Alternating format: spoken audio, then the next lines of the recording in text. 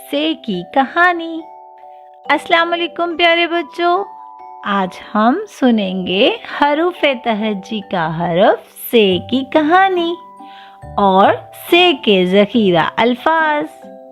प्यारे बच्चों, से की आवाज़ होती है सा सा और से के ऊपर होते हैं 3 नुक्ते। चलें फिर शुरू करते हैं से की कहानी। एक दिन साकिब और सानिया बाजार गए। वहाँ उन्होंने एक फलों वाली दुकान देखी जहाँ पर बहुत सारे मज़े मज़े के फल थे। साकिब के पास एक टोकरी थी। उसने उस टोकरी में बहुत सारे फल लिए, आम, सेब, अनार, अंगूर।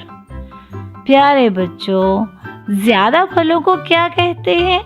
जी, ज्यादा फलों को कहते हैं समर। फिर साकिब और सानिया समर लेकर घर आ गए और अम्मी जान को समर वाली टोकरी दे दी। सबने मिलकर खाए।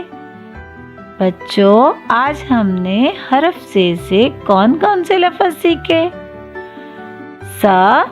साकिब, सानिया, समर। प्यारे बच्चों, अब आप इसे मेरे साथ मिलकर दोहराइए। ये साकिब है, ये सानिया है, वो समर है।